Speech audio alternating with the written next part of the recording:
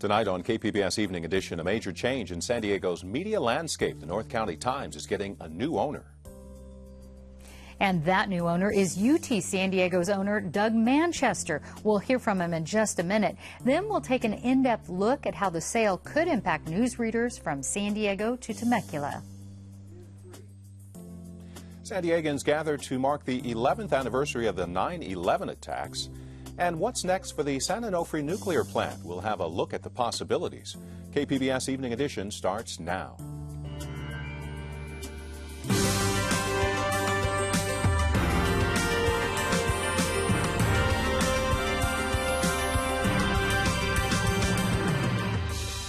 KPBS Evening Edition is made possible by Joan and Erwin Jacobs and by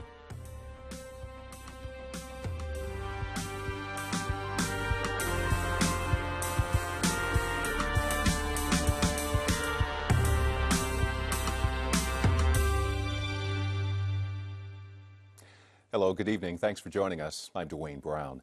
The rumored newspaper sale we told you about last night is now official. The North County Times has been sold to the owner of UT San Diego for nearly $12 million. The sale is scheduled to be finalized next month. It means both San Diego's major daily newspapers would be published by developer Doug Manchester. He spoke with KPBS on Midday Edition about the deal. It's just a natural, is the fact that we're very honored that the North County Times and the California will become a part of our vision to better serve San Diego and the Temecula area through a multi-platform strategy. We'll not even take over the paper until October, so we're in the process of analyzing all of that, and obviously we want to, in fact, have the very best reporting for the North County area, and so therefore we will have the opportunity to retain the very, very best. Doug Manchester speaking on KPBS Midday Edition. He met with the North County Times staff this afternoon. Staffers say they've been told they will be interviewed for their jobs, and they say they've been told write positive stories, especially about business owners. Peggy Pico has more about the impact of the sale to readers.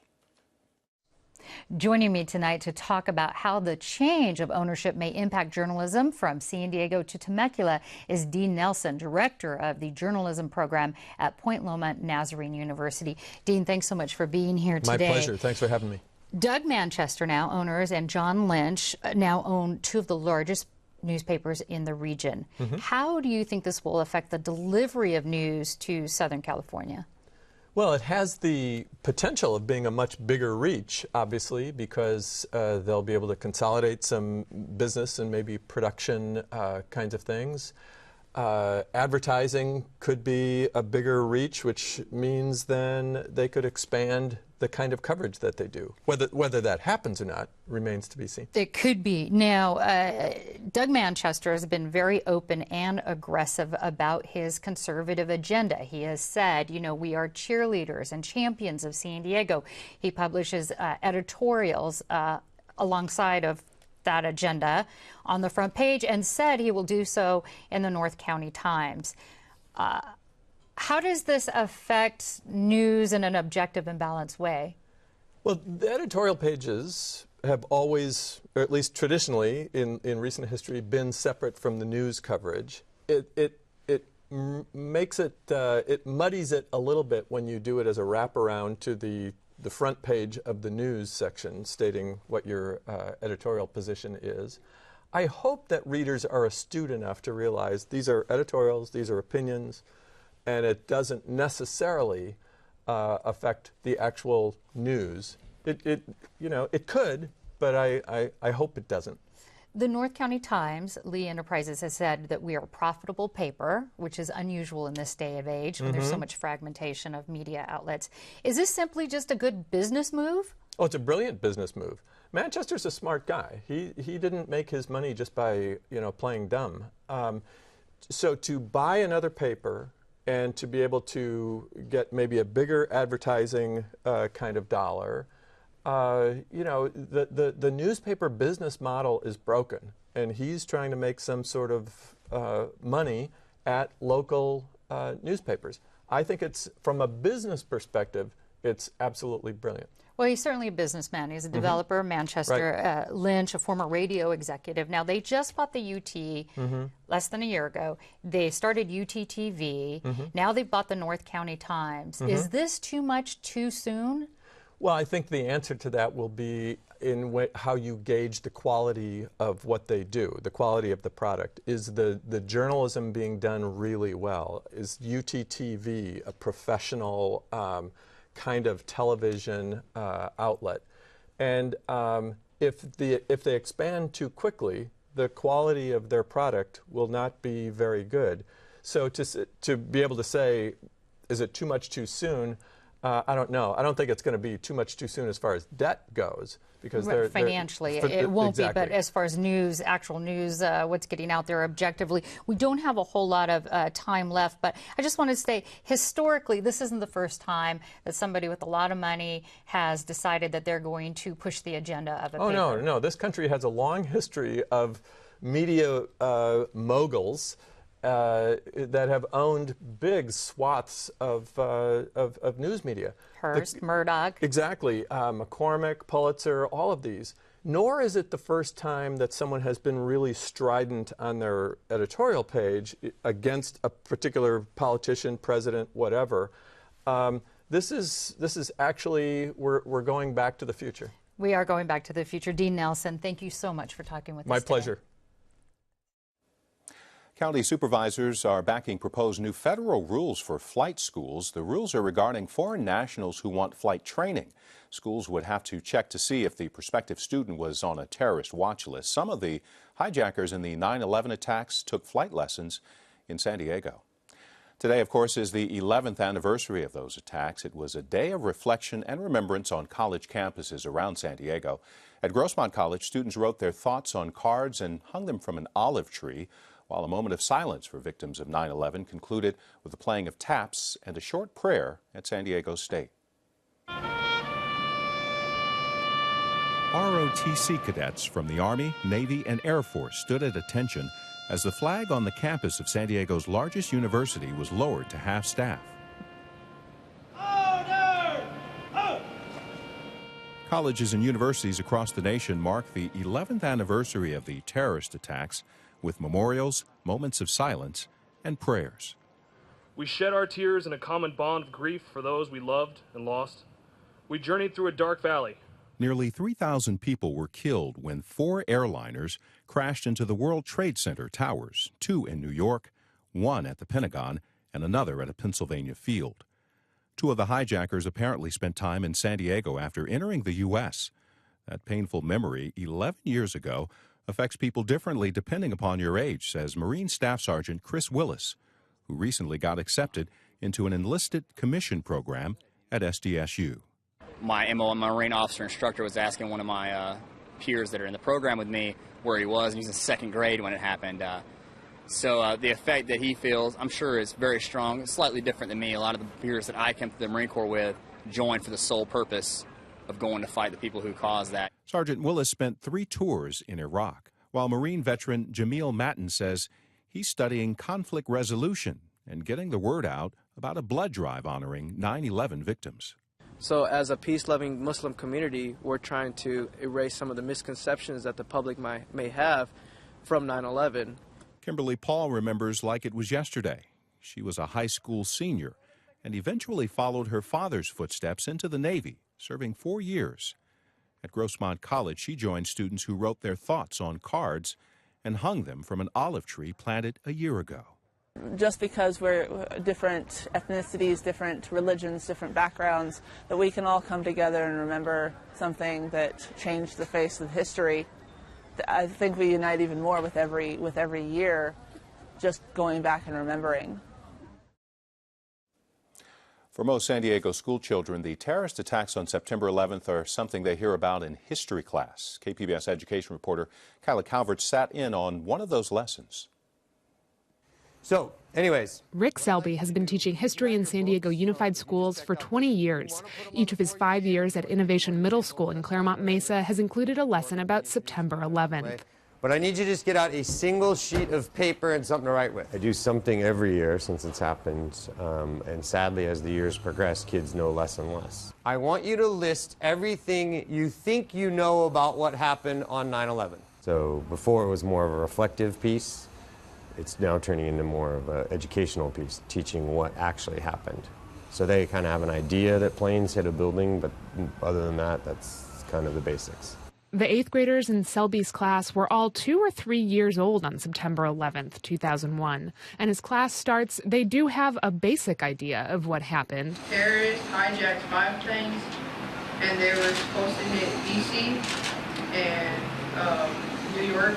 2 planes crashed into both of the Twin Towers and killed many people. Bomb used by 3 Middle Eastern men led by Osama bin Laden. San Diego Unified encourages teachers to talk about the terrorist attacks on New York and Washington, D.C., but Selby thinks taking the time to do a whole class on the attacks is important, especially as kids have fewer memories of their own about them. I think it's one of the most tragic events we've ever had in our nation's history, so I think they need to understand what happened, the impact it had on not just New York City, but the whole nation and the world, and how it's changed things. That's one thing they don't realize, how things have changed. And then when we cover the amendments later in the year, when we talk about the 4th Amendment, then it can be tied back in to a lot of the security measures that we have now that we didn't have before. The students hear about Selby's trip to the recently opened September 11th Memorial in New York City. Inside of the stripe is a name of someone who died on 9/11. And then they watch a video that includes news footage that is sickly familiar to most American adults. Images of the planes hitting each World Trade Center tower. We have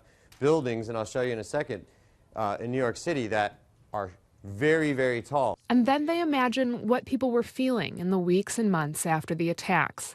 Patriotic, okay, so the patriotic. Anybody else will think of one? Melinda Vu says before, she didn't really understand the impact seeing that ongoing news coverage must have had on people. Before the lesson started, I just knew how the Twin Towers fell by terrorists, but I never knew how after the news was and how bad and devastated many people were. Jasmine Fontenot hadn't known that there were victims outside New York City. I only knew that, the terrorists crashed into the Twin Towers. I didn't know about the Pentagon. Edward Barnaby knows a little more than many of his classmates about the events of September 11th. That day also happens to be his birthday. Well, every time it comes around, I feel a little, sad. I remember, but then I realize it's time for rebirth and to move on. Vu and Fontenot say Selby's lesson made them feel differently about the anniversary. It makes me feel more cautious and very sad about what happened, and to be that we're stronger, we're united. I feel more sad because we found out how many people were rescued, but it was only a little amount. Selby hopes this is one class the students will take to heart. At the end, after we've covered what happened, is for how are they going to remember 9/11 and what are they going to do, and so they have a choice of what kind of homework assignment they're going to do. Later this week, Selby students will turn in a poem or a cartoon about what they've learned, or they can write a letter that they would send to someone who lost a loved one that day. Early this morning, someone vandalized a 9/11 memorial outside a fire station in Pacific Beach. It was a model of New York's Twin Towers dedicated last year. Firefighters say someone smashed one of the towers sometime after midnight. Police are now checking surveillance video to try to find out who's responsible. It was homecoming day for a Camp Pendleton Marine. Corporal Juan Dominguez and his wife got the keys to a new customized house in Temecula. Dominguez lost both legs and an arm in Afghanistan last year. A nonprofit group raised the money for the house with some help from actor Gary Sinise. He's got the heart of a Marine, and it's a never quit attitude. He joined the service voluntarily. He knew that. As a Marine, you're going to get sent into harm's way. By the way, everything in the house runs off an iPad computer. This was also homecoming day for 280 sailors at Naval Base San Diego. The USS Milius is back after an 8-month deployment to the Western Pacific and Middle East. The Milius was assigned to provide security and missile defense in the Arabian Gulf. Democrats in the U.S. Senate have taken a step toward creating a job corps for veterans. The Veterans Jobs Bill would put vets to work restoring public lands and serving in police and fire departments. The unemployment rate for veterans is nearly 11%, while the national average is just over 8%.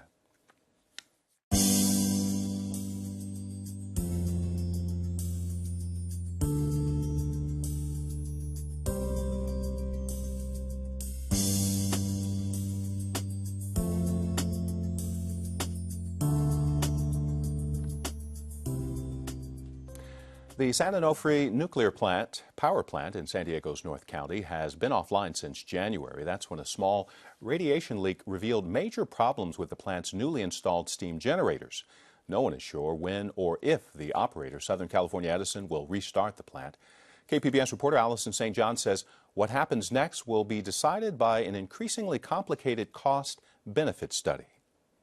When the San Onofre nuclear power plant came online, it was seen as a clean and relatively cheap way of generating energy. But now, a small radiation leak has shut the plant down, and repairs could run into the hundreds of millions of dollars. Public debate has focused on whether it would be safe to reopen the plant, but the operator and regulators are trying to decide whether it would be cost-effective. It's not an issue of do we operate an unsafe plant. It's an issue of do we operate it at the level it has to be operated to be safe, or is it more cost-effective to shut it down? And that's a reasonable question to ask.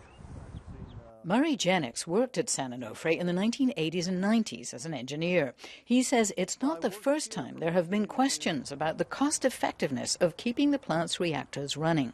Oh, no. Unit 1 went through this process in the late 90s. Unit 1 was an experimental reactor that was built here in the early 60s. It was operated through the 80s. It shut down in 92 for retrofit. It was down for several years in mothballs. Then we brought it back. We brought it back for a couple of years. And while bringing it back, the state made actually a lot of offers on tax incentives to shut it down permanently. Jennings says that tax incentive played into the company's cost-benefit analysis of whether to keep the unit running. The California Public Utilities Commission is the agency that considers the cost-benefit to ratepayers. About 7 years ago, they agreed to let the operator, Southern California Edison, install new steam generators in hopes of extending the life of the plant. One of the biggest issues before the Public Utilities Commission is whether ratepayers should continue to invest in aging nuclear reactors. San Diego's utility company, SDG&E, owns 20% of San Onofre. Rochelle Becker, executive director of the Alliance for Nuclear Responsibility, says back in 2005, SDG&E opposed Edison's plan to replace the steam generators. They drew me a chart on the wall showing me how sleeving and tubing at the current reactors would allow this to operate till the end of its current life. They didn't think this investment was needed. The PUC and SCE leaned on them, and they bought in and walked lockstep now with the utility and with the Public Utilities Commission, and now their ratepayers are paying 20% of a non-operating plant. Becker says the cost-benefit analysis is changing now that the new $700 million steam generators need repairs. And she says that's not the only new cost threatening the plant. I would call it the $64 million question, and that is exactly what Edison and SDG&E customers are paying for the new seismic studies, $64 million. There are signs Southern California Edison may be trying to cut its losses on Unit 3. The company has removed the nuclear fuel from the reactor, and it's also announced it will lay off more than 700 employees. One question to consider before looking at decommissioning is what is the state of the plant's decommissioning fund? 2011 is the last time that regulators looked at that, and they estimated it would cost $3.7 billion to decommission all 3 units. At that time, Edison and SDG&E had collected about $3.5 billion, although there is some question about whether the stock market could have eroded that. Maybe there isn't enough money in that pot. We just don't know it, but it's another one of those pots that need to be on the table to discuss whether or not we're ready to phase these reactors down. Now, if they decide that it's more expensive to fix it than the return is worth, then they probably won't bring it back. What do you think is going to happen? I think they're going to operate. And the reason I think they're going to operate is they're very strong sources of power. They'll probably be somewhere around 1,000 megawatts each, or maybe a little less. But that's still quite a bit of the load in San Diego and LA. And at that load, Well, they generate a lot of money. They generate a lot of income, so it's worth putting money into them. And they have another 25, 30 years of life in the units. Genex thinks the decision about what to do at San Onofre will be made before the end of the year. KPBS reporter Allison St. John. California regulators will hold hearings this fall into whether customers should be required to keep paying for the plant, even while it's offline. Governor Jerry Brown has signed a bill allowing San Diego to protect 10,000 acres of open space from development. The land can't be developed without the okay of 2/3 of the city's voters. The yellow on the map show the areas proposed to be dedicated as parklands. City Council has to act before any land is officially dedicated.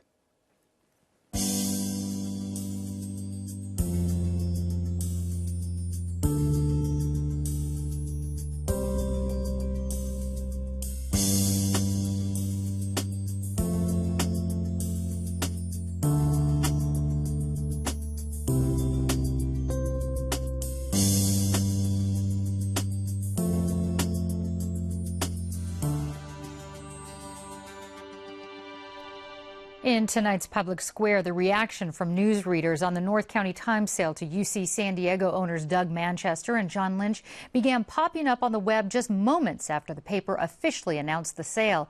From our KPBS website, SD Listener 99 wrote, "After subscribing to the UT for 25 years, we canceled a month ago. The editorial about the 5 worst presidents pushed us over the edge." Batmick also said they canceled their subscription to the Times too, then posted this: "If delivery times of the LA Times can compete, we'll be going that route." But North County Times business reporter Brad Fikes asked subscribers to give it some time.